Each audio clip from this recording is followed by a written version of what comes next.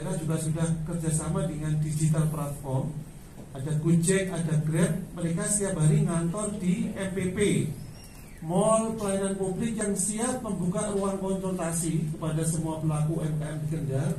Apa itu mau packagingnya, kualitas mutu, cara untuk pemasaran, ini sudah kita siapkan di Mall Pelayanan Publik yang ada di depan kantor pos. Jadi boleh Bapak Ibu nanti datang ke sana, diskusi dengan para pelaku digital platform ini.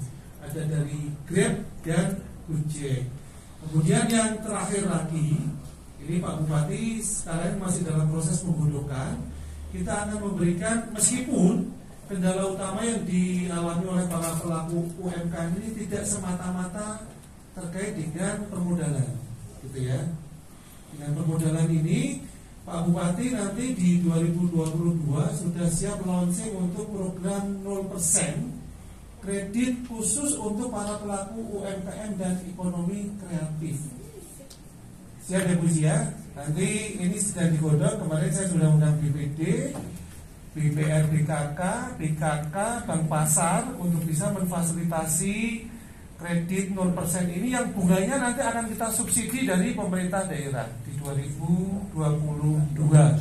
Sehingga mudah-mudahan nanti para pelaku UMKM dan ekonomi kreatif ini bisa memanfaatkan fasilitasi yang sudah diberikan oleh pemerintah daerah, sehingga harapannya nanti muncul ketika orang datang ke Kendal ini sudah jelas. Kalau misal batik sudah kita antar ke Buiji misalnya, kemudian ada tadi saya lihat abon sapi, kemudian ada kopi, abon ayam gitu ya.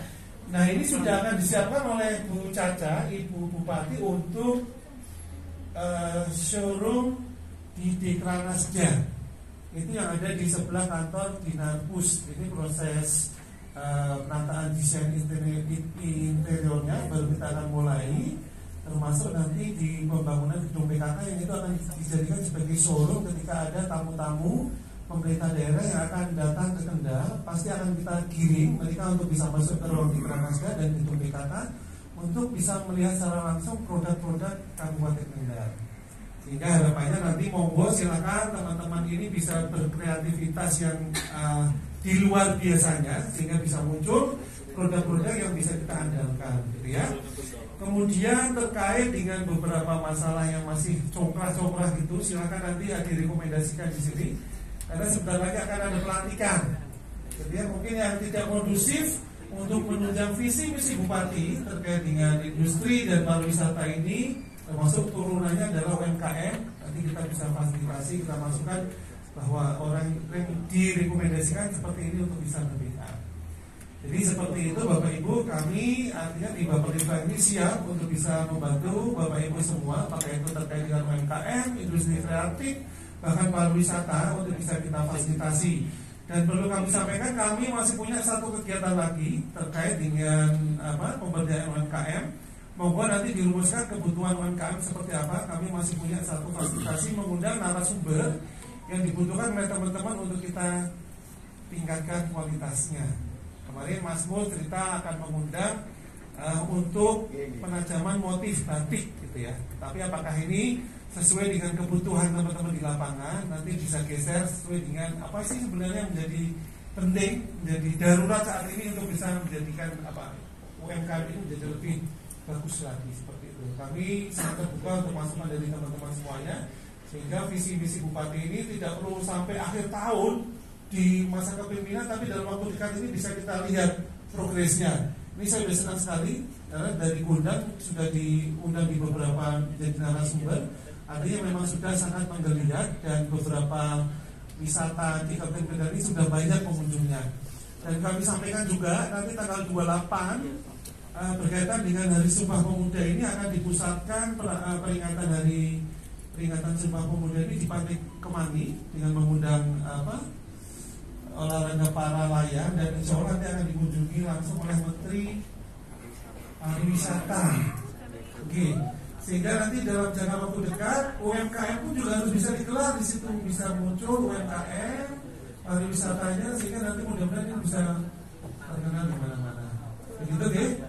Itu saja yang bisa saya sampaikan. Saya sangat berterima kasih sekali teman-teman KRD ini bisa bersinergi dengan para pelaku UMKM, dengan para pelaku pariwisata, sehingga harapannya nanti sektor-sektor yang diunggulkan oleh Bupati ini memang bisa kelihatan hasilnya, tidak perlu menunggu lama, sehingga beberapa kendala-kendala itu ya kita selesaikan dengan baik gitu ya. Kalau memang sumber daya manusianya yang kita tingkatkan kualitasnya. Kalau memang pejabatnya yang nggak kompeten ya kita usulkan untuk diganti gitu ya. Nggak usah sungkan-sungkan termasuk saya ganti aja itu nggak apa-apa. Silakan nanti ada rekomendasi yang nanti siap Mas Haji akan mengikuti sampai selesai. Mungkin nanti saya nggak bisa lama-lama karena nanti saya akan mengikuti ada pembahasan 11 raperda yang akan dibahas nanti oleh tim pansus sehingga mungkin nanti saya tidak bisa ikut sampai selesai. Itu saja yang bisa. Assalamualaikum warahmatullahi wabarakatuh. Meskipun belum kompak, tetapi sudah diterima. Terima kasih dan kalamnya. Mudah-mudahan kita semua sehat walafiat tidak kurang sesuatu apapun. Selamat pagi, salam sejahtera, shalom, Om Swastiastu, Namo Buddhaya, salam kebajikan. Pada siang hari ini, Ibu dan Bapak sekalian, sebenarnya yang berencana untuk bisa hadir adalah Bapak Kepala Dinas Kepemudaan Olahraga dan Pariwisata Kabupaten Kendal. Namun karena beliau saat ini masih ada di Pendopo Kabupaten Kendal, sehingga cukup untuk menemui Allah untuk bisa hadir, sehingga juga membatalkan saya karena saya juga tidak bersiap. Tapi karena ini perintah sehingga kami berangkat juga ya, seperti juga terlepas dari Anda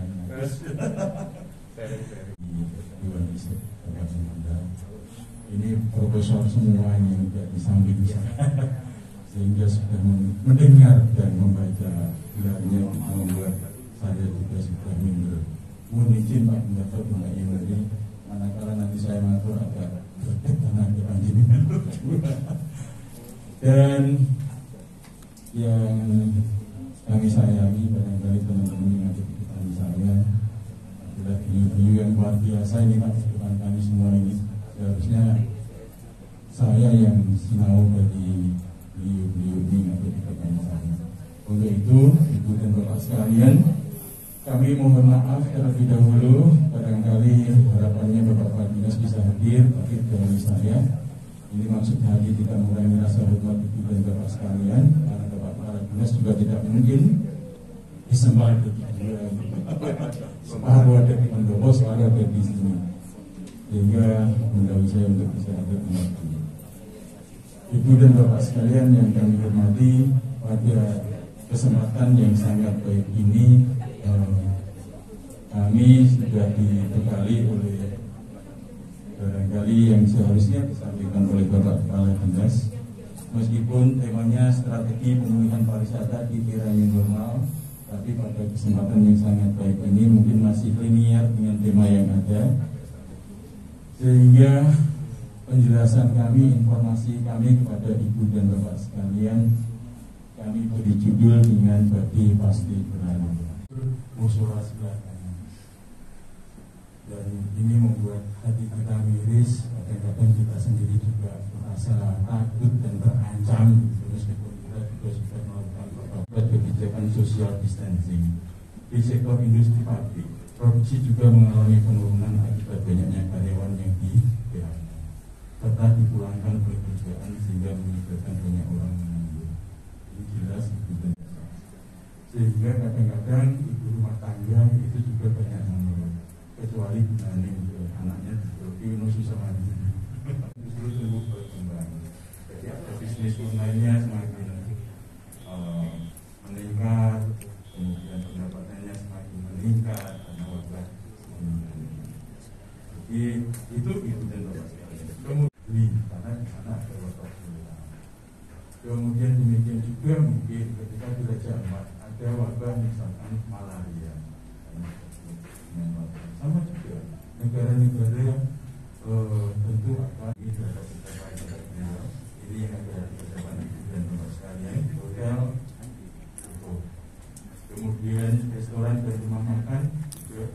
tutup. Daya tarik wisata atau objek wisata kita yang tersebar ke pelosok wilayah Kabupaten Kendal juga tutup.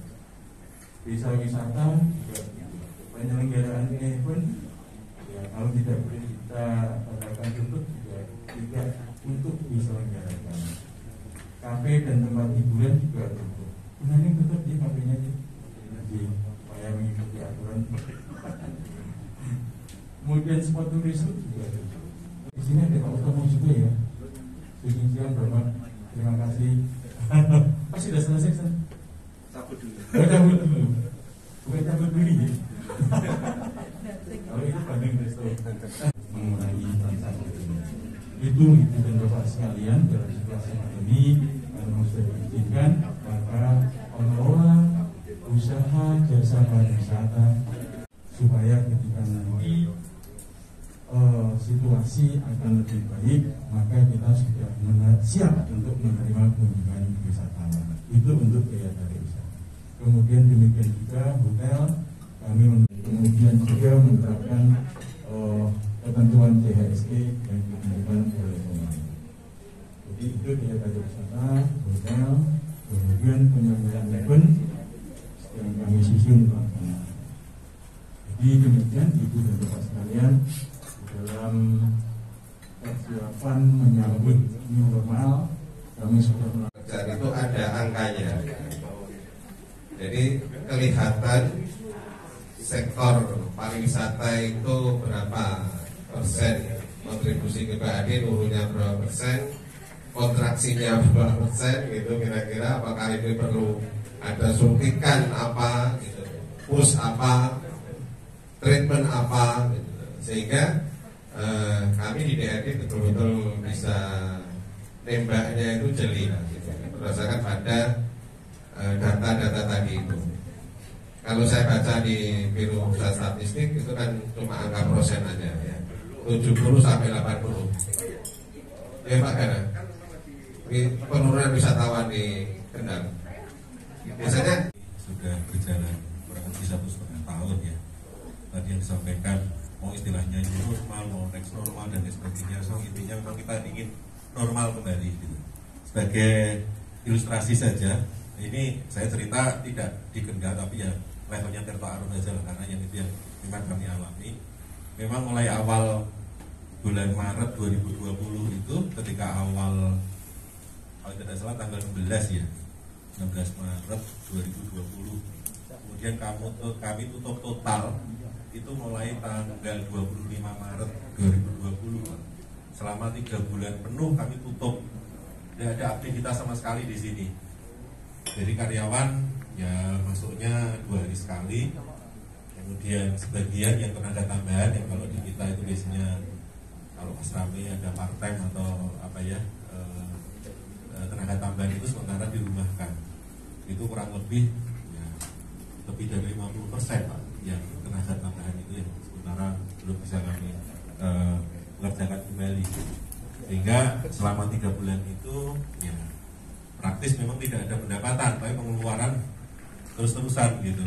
Memang setelah Lebaran tahun 2020 itu agak naik, kemudian turun lagi di pasca tahun baru. Pasca tahun baru itu turun kembali. Nah, kemudian menjelang Lebaran kemarin agak naik sampai Lebaran, habis Lebaran lebih dalam lagi. Jadi memang kondisi ini ya bisa dikatakan berat buat kami, gitu. Berat buat kami. Ibaratnya untuk overhead saja kami cukup berat, sehingga kami hanya ya karena kami grup gitu ya, ada perusahaan-perusahaan lain yang kami lakukan adalah semaksimal mungkin bisa subsidi silang. Tetapi yang terjadi semua perusahaan mengalami nasib yang sama, sehingga mau tidak mau kita survive sendiri. Ya ada yang kamar hotel itu misalnya tidak ada tamu itu AC-nya kita matikan, baterai-baterainya kita matikan, sebagian hanya kita sedia yang ada begitu. Jadi pandemi ini memang luar biasa. Kemudian memang pemerintah sudah menerbitkan regulasi-regulasi yang sudah disiapkan, kayak tadi disampaikan ada CHSE, kemudian juga ada aplikasi Peduli Lindungi dan lain sebagainya. Memang sedikit banyak itu menjadikan kepercayaan diri kami untuk beroperasi kembali. Tetapi sampai saat ini memang sudah ada pelonggaran-pelonggaran yang terjadi. Tetapi karena adanya pembatasan, kami juga belum, ibarat orang itu lari sprint itu belum bisa. Kita masih timi-timi gitu ya. Harapannya kondisi ini bisa dipertahankan, dan kalau bisa semakin lama semakin melonggar sehingga kami bisa beroperasi dengan baik. Harapan kami sebenarnya yang pertama ya bisa dipertahankan kondisi ini dengan level 2 ini ya, dengan segala apalagi kalau memungkinkan bisa level 1 bahkan kondisi normal Pak. Tapi begitu tiba-tiba kita level 3 misalnya seperti Grobogan, Jepara dan lain sebagainya, akhirnya di sana juga kegiatan mulai dibatasi kembali, tidak seperti kemarin gitu. Ini memang kesadaran kita semua, kami sebagai pelaku, kemudian pemerintah sebagai yang menyiapkan mungkin vaksinasi dan lain sebagainya lah. Itu kami berharap ya kesadaran kita semuanya lah. Bahkan saya kemarin bilang ke Pak Mardi juga, Pak Wahyu juga, Pak bisa itu PPKM diteruskan Pak. Karena apa? Karena itu juga bagian dari pembatasan masyarakat. Kami ingin sih pengunjung banyak sekali, tetapi ketika itu nanti euforia orang wisata, saya nggak bisa membayangkan minggu kemarin itu di Jogja, laporan teman-teman luar biasa Pak. Nggak ada yang bicara namanya 10% itu udah ada, 25% itu udah ada. Padahal Jogja saya kira masih level 3. Nggak ada 25%, mungkin 150% kali. Karena begitu mau masuk objek udah penuh. Laporan teman-teman sudah seperti itu. Sedangkan kita, mohon maaf, yang di Jawa Tengah relatif teman-teman itu bisa bisa disiplin, walaupun mungkin tidak 25%, ya luwe-luwe sidik nggak apa-apa gitu kan. Tetapi tidak sepengetahuan dan sepengamatan kami, teman-teman di Jawa Tengah itu bisa mengkondisikan dengan baik. Saya khawatir sih wisata ning Jogja itu omahe jadi kendal Pak. Jadi ketularan ini kendal nanti meningkat, kita turun lagi gitu. Nah ini yang ketakutan kami gitu. Yang di turun level bukan di Jogjanya, karena yang wisata ke Jogja bukan orang Jogja, tapi orang Kendal gitu. Nah ini harapan kami begitu, bagaimana pemerintah dalam hal ini mungkin ya, kalau orang kita juga nggak bisa maksa juga orang wisata ke Jogja gitu ya. Nah, tapi itu bisa menjadi kesadaran bersama bahwa kita harus bisa juga membatasi aktivitas. Kemudian yang kedua, harapan kami nek bisa itu kegiatan-kegiatan yang dilakukan oleh pemerintah daerah khususnya, karena sekarang itu yang masih punya uang itu pemerintah Pak. Swasta ini nganake gathering, nganake meeting musik juga Pak. Gue bayar gaji ngumpet apa nek nganake gathering gitu ya. Harapan kami kegiatan-kegiatan seperti ini itu bisa dilaksanakan tetap di Kabupaten Kendal, tidak harus di Tirta Arum, di Sayin, ada rektor dan teman-teman yang lain. Sehingga kami juga mulai bisa nyicil Pak, sing wingi utang itu bisa menutup lah, paling tidak bisa menutup kebutuhan keuangan usaha gitu. Sehingga ya sementara tidak usah keluar kota dulu di Kendal. Dan harapannya teman-teman UMKM ini bisa diberdayakan. Betul tadi yang dikake Bapak yang di depan, ini pertumbuhan UMKM di Kendal saya rasa luar biasa. Ya tidak hanya di Kendal sebenarnya, secara umum, secara nasional itu juga meningkat. Sehingga sedikit menyinggung, kami bareng Bu Naneng itu juga di organisasi pemberdayaan UMKM juga selalu berusaha bagaimana teman-teman UMKM ini semakin bisa berkembang, bisa lebih mandiri, bisa juga jualannya. Selalu kami tekankan sebenarnya kami itu pengusaha hotel restoran di Kendal itu sebenarnya sebagai bagian dari etalase teman-teman UMKM. Itu mungkin bisa dimaksimalkan ketika saya contohkan misalnya di Tirta Arum begitu. Minggu depan tanggal berapa Bu? 23. Rencana kami mau bikin event namanya apa angel? Transo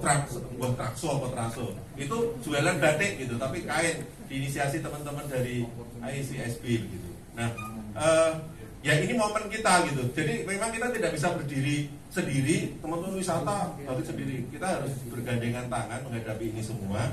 Tentu saja juga dukungan dari pemerintah yang dalam tanda kutip saat ini yang paling punya uang dibandingkan kami ini bisa menstimulasi kami lebih bersemangat untuk bisa mengembalikan kondisi normal itu. Saya kira mungkin sementara itu Bapak, terima kasih semua. Dan pesisir. Dalam hal ini saya ingin mengamati di dunia wisata pesisir. Di dalam hal ini setiap saya berkunjung di wisata pesisir Kendal cukup ramai, ya, sangat meriah sekali. Di mana semua wisata pesisir tersebut ternyata saya cukup prihatin. Di bidang konservasinya, setiap wisata di pesisir kok konservasinya tidak ada ya. Padahal di Kementerian Kelautan Perikanan itu menekankan bahwa wisata pesisir diharapkan ada konservasinya. Tahun kemarin saya berkunjung di Bangstring Underwater dan di Pantai Cemara. Di sana diutamakan konservasinya. Di Pantai Cemara di sana itu dia konservasi tukik. Kalau di Bangstring Underwater penangkaran anak anjing. Nah, bagaimana dengan di Kendal? Dari Kaliwungu sampai Sendang Sikucing, ternyata konservasinya tidak ada. Hanya wisata pantai saja yang dinikmati. Nah, ini kemarin saya bersama teman-teman membuka Mangrove Academy, Pak. Mangrove Academy, harapannya nanti Kendal mempunyai tempat wisata konservasi mangrove, di mana teman-teman kita latih, kita beri pendidikan tentang dunia mangrove tersebut. Ya. Ini kepada Dinas Pariwisata mohon di dalam dunia wisata mohon tetap dilakukan konservasinya. Kita tahu Curug Sewu cukup bagus pemandangannya, tetapi kalau kita lihat dari bawah antara desa Cipuk, ya, itu sangat memprihatinkan. Kenapa dulu saya tahun 2010 keliling di Cipuk itu hutan Mauni, hutan jati banyak Pak. 2006 ya, 2010 gersang di sana, cukup memprihatinkan. Ini teman-teman Fordas Budri yang ada di Patian berusaha untuk memulihkan hal-hal tersebut. Bagaimana dengan dunia pariwisata di sana? Peran mereka, ya, tidak hanya untungnya saja, tapi mari konservasinya kita galakkan. Kalau di daerah tersebut rindang, otomatis pengunjung akan lebih nyaman. Begitu juga dengan pesisir pantainya, Pak. Kita lihat tahun 2015 Pulau Tiban booming sekali, tetapi lupa dengan konservasi, akhirnya rusak. Begitu juga dengan Sikucing 2005-2006 jaya pantai Sendang Sikucing, tetapi karena abrasi dia lupa dengan konservasi, hancur juga. Nah, ini ke depan harapannya dari Dinas Pariwisata, mari kita kedepankan juga konservasinya muncul, agar pariwisata jalan, konservasi jalan. Kemarin sudah dibumingkan oleh Kapolres Kendal bahwa kita semua harus mageri segoro. Itu sangat bagus sekali, dan harapan saya, karena Kendal belum mempunyai wisata hutan mangrove, ada treknya.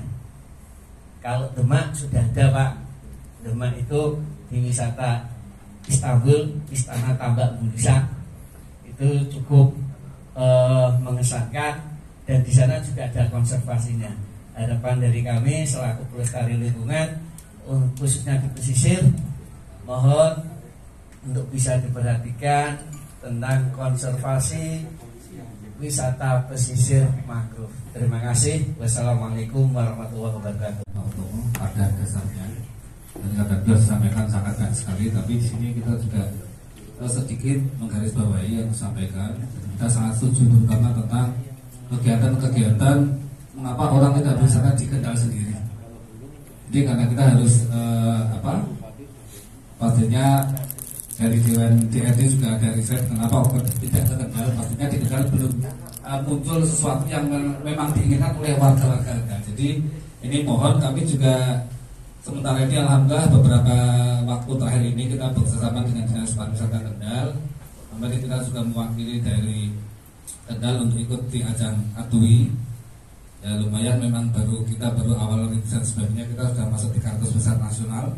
Dan juga kemarin di bulan akhir September kita diikutkan juga mewakili Kabupaten Kendal dalam gelar di Jawa Tengah. Dan alhamdulillah kemarin kita dapat bocoran dari ketua panitianya, kita masuk 10 besar di Jawa Tengah. Ini suatu prestasi luar biasa. Ini juga berkat kerjasama dari teman-teman dan juga dinas yang luar biasa intensif untuk mendorong kita.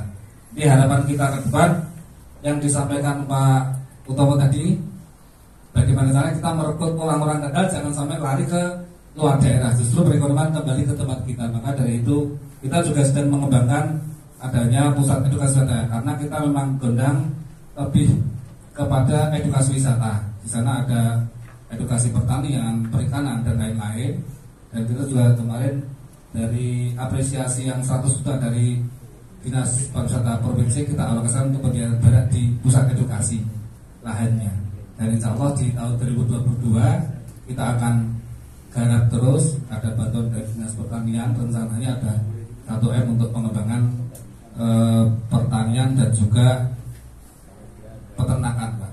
Jadi harapan kita kalau kita nanti jadi untuk pengembangannya, harapannya kita warga Kendal khususnya kalau terus dibanding tentang apapun bisa jangan sampai keluar dari wilayah Kendal, itu lah intinya. Iya, harapannya seperti itu. Jadi kita sebetulnya kalau potensi memang diakui, Pak, potensi Kendal memang luar biasa, tapi untuk mengangkat potensi-potensi itu memang masih kurang. Kita sudah tahu SDM-nya luar biasa, tapi SDM orang luar biasa itu bersikukuh dengan pendapat masing-masing, tidak bersatu. Ayo bagaimana meningkatkan Kendal untuk lebih maju, tidak ketinggalan dengan daerah yang lain. Jadi intinya itu pada akhirnya mohon doa bantuannya semuanya untuk perkembangan dari pusat edukasi wisata tersebut, dan juga terutama lebih lebar kepada pariwisata di seluruh Kendal. Mungkin itu saja dulu, Pak. Terima kasih. Assalamualaikum warahmatullahi wabarakatuh. Saya pikir pelayannya ini juga mereka ingin cari tempat yang nyaman. Mereka mencari tempat akomodasi yang nyaman untuk bisa berdiskusi dengan baik. Kembali ke tadi, apakah mereka harus kita peduli? Tidak. Itu hak. Dan itu naluri manusia bahwa kita ini tidak mungkin lah, walaupun ini zaman teknologi. Kita dilarang bepergian. Kenapa sih? Virtual aja Pulau Bali bisa disajikan di sini. Kertoro pindah sana. Kan nggak bisa. Amin. Maksudnya invest. Mungkin sebentar. Seindah-indahnya Pulau Bali ditampilkan secara virtual, orang tetap masih pengen suatu saat datang. Seperti itu. Sehingga yang menjadi persoalan adalah bagaimana kita mampu untuk menarik mereka juga ke tempat ini. Gitu. Dan kemudian tidak hanya Curug Sewu, kami juga kemarin mampu. Karena DTW kita ini yang ketinggalan dengan swasta, investasi dan desa-desa wisata yang mulai berkeliaran. Jadi pemerintah daerah itu punya 3, DTW Curug Sewu, Pantai Sendang Sikucing, dan Kolam Renang Guju. Sehingga saya juga matur juga. Ketika Kolam Renang Guju kita punya aset, fokusnya hanya di revisi kolam renang, ini juga tidak baik. Mesti kita harus kembangkan. Kita melihat Semarang itu sudah mekar di SD dan ke depan itu menjadi putra metropolitan barangkali bisnis. Kenapa Kolam Renang Guju kita punya lahan tidak kita kembangkan nanti menjadi juga sebuah resort and hotel di mana MICE di situ dapat dilakukan untuk menangkap peluang ke depannya. Nah, ketika ini terjadi, pusat MICE ada di Curug Sewu, pusat MICE ada di Mandor. Ini menjadi sebuah mercusuar. Ketika mereka datang ke sana, lama tinggalnya bisa kita tundeli, mereka punya bisa berkegiatan dan lain sebagainya. Tentu nanti ini kunjungan ini akan beludak. Ketika pagi hari, oh saya di Curug ini mau kemana lagi? Oh ke Curug Jedong, bisa ketemu. Oh mau ke Pelantiran, bisa ketemu dari. Bisa sudah jual paket-paket di sana juga. Tetapi untuk tempat transit gondeli saja kita nggak mampu. Ya tetap ke Curug Sewu itu jam 7 datang sana, jam 9 datang ke sana, ya jam 9 sudah mau pulang. Karena sudah tidak ada yang bisa dijual atau untuk yang memperlama tinggal mereka. Demikian juga harapan kami magnet yang di wilayah ini. Kita punya pulang. Ini berkaitan dengan kewenangan juga, Pak. Masalahnya kita kalau tidak punya kewenangan, bangun sesuatu juga dilarang BPK. Kita punya tanah, lahan Curug Sewu itu milik BPK. Orang Rambutnya milik BPK. Dengan Sikunya milik BPK. Itu yang harusnya kita konsentrasi untuk dilakukan. Karena bangun di tanahnya rakyat itu juga nggak boleh. Membangun jalan di tanahnya perhutani juga nggak boleh. BPK nanti yang kesini. Jadi asetnya sokok membangun. Ya mungkin perlu bisa dilaksanakan dengan mekanisme, tapi butuh waktu. Harapan kami memang kami masuk Bapak Kepala Dinas Pemberdayaan Rakyat. Hanya 8 bulan saya di sana.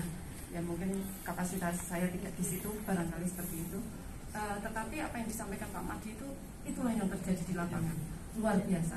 Walaupun secara teoritik dan secara empiris pariwisata itu menjadi pendorong perekonomian daerah, tetapi tidak serta-merta begitu ternyata. Nah, itu yang terjadi di sektor pariwisata. Kemudian ketika kami ada di Dinas Perindustrian Koperasi dan UKM ini, Pak, kebetulan saya juga salah satu pelaku usaha yang tadi disampaikan Pak Mahdi. Ya karena PPKM ini tutup total, Pak, kami tutup total dan sekarang susah berdiri. Karena ya itu tadi investornya juga hitung-hitung juga ternyata karena kondisinya Kendal belum memungkinkan, akhirnya lari juga keluar. Ya itu yang terjadi, Pak. Kami selaku yang berusaha pun merasakan dampak yang luar biasa. Apalagi teman-teman kami yang ada di UMKM. Sehingga alhamdulillah pemerintah dengan berbagai program untuk membantu UMKM ini cukup banyak. Salah satunya adalah BPUM, itu juga luar biasa membantu teman-teman semua ya. Walaupun mungkin tidak semuanya karena sekali lagi anggaran terbatas, untuk cukup selektif teman-teman yang mendapatkan BPUM. Juga bantuan produksi, karena ternyata banyak juga yang kemudian bahan bakunya bisa tidak nyampe di tempat karena pembatasan wilayah, Pak. Jadi ini juga cukup membuat teman-teman UKM tidak bisa berproduksi. Bantuan bahan baku produksi kita datangkan juga, kita dapat bantuan juga.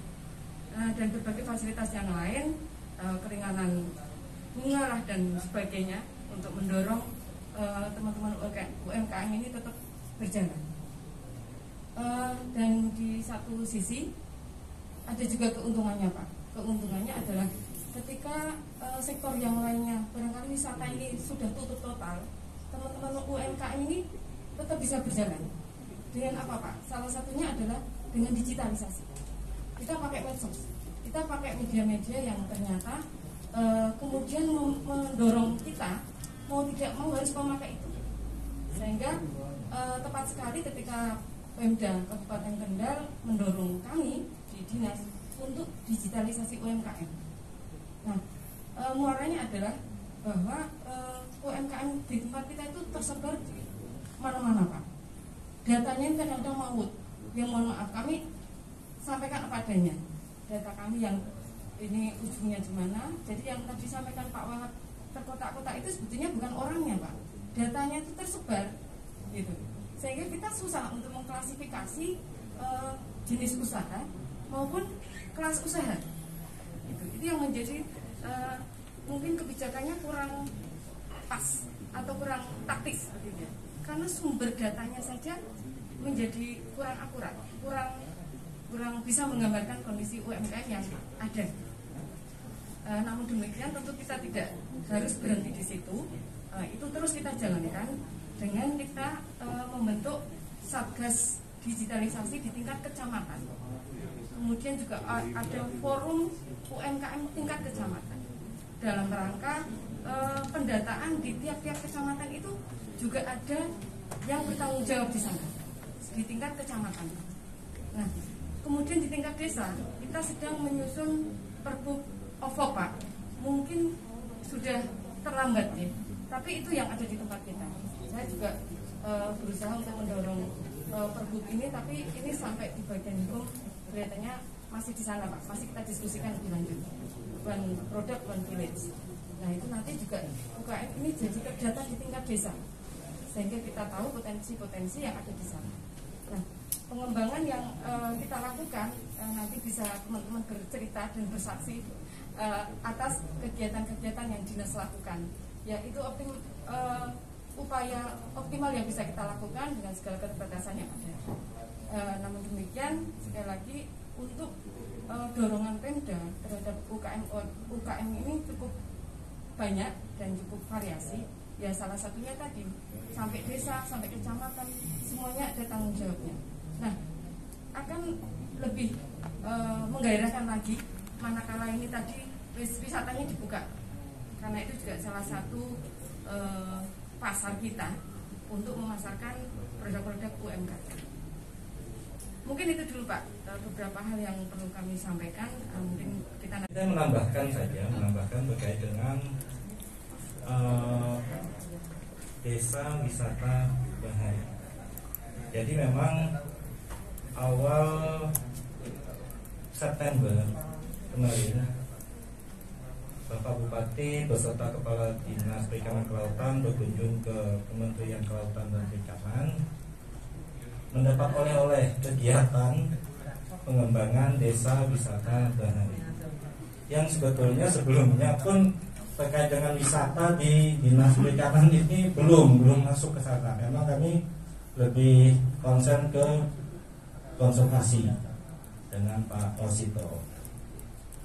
Bisa kami sampaikan bahwa selama 10 tahun belakang ini, sejak tahun 2011 sampai 2021, kami sudah melakukan kegiatan penanaman mangrove itu sudah sampai 1,7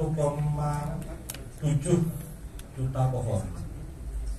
Kemudian untuk tahun depan yang dijanjikan dari KKP akan menambah lagi 1 juta pohon lagi. Memang menjadi tantangan bagi kami bahwa terkait dengan lokasi penanaman yang menjadi kendala kaitannya wilayah-wilayah pesisir itu sudah ada bentukannya dan ada pemiliknya. Kita tidak punya lahan khusus untuk konservasi karena memang tidak ada, dari kabupaten juga tidak menetapkan lokasi untuk gimana sih untuk konservasinya. Selama ini kami melaksanakan konservasi itu di Desa Kartika Jaya. Tetapi perjalanannya waktu dan munculnya Perda RW, ternyata di sana untuk pengembangan industri. Padahal selama ini konsen kami wilayahnya ada di sana. Mulailah tahun ini kami bergeserlah posisinya ke sebelah barat. Kemarin dari Pak Bupati berkeinginan ada tempat dibuka kembali lah, kita dicarikan tempat untuk konsen ke desa wisata baharinya, tapi terkait dengan wilayah mangrove. Kita sudah ke desa Kalirejo kita sudah beserta dengan pihak Karuna, desa, kecamatan juga sudah sama untuk melihat potensi yang ada di sana. Ternyata memang untuk wilayah mangrove-nya cuma ada di Kali Guyangan, dan di balik kali itu sebenarnya tambak. lambat itu tidak mungkin kita tanami mangrove. Lahannya ya nggak begitu luas, tapi potensi yang di sana ada. Jadi rencana kami membedakan dengan wisata pantai yang lain, kita lebih intens ke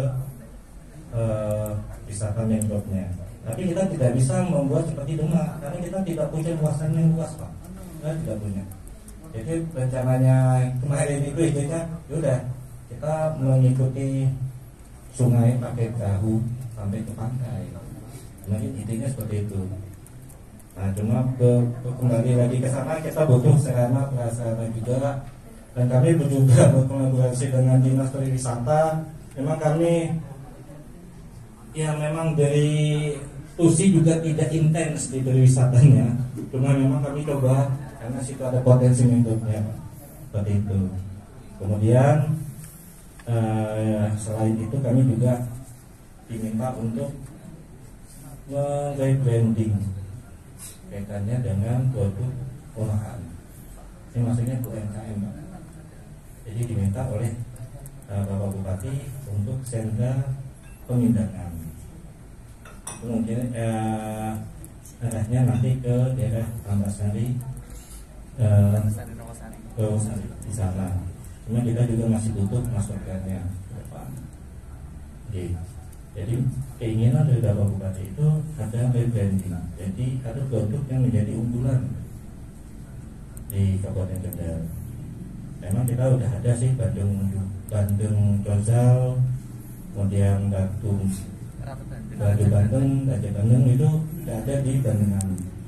Cuma mintanya lagi ada yang lebih seperti ya Bandeng Juana seperti itu, yang gaungnya itu bisa mengangkat nama Kendal. Nah itu kita belum masih mau ke sana ya. Mungkin itu Pak yang bisa kami tambahkan.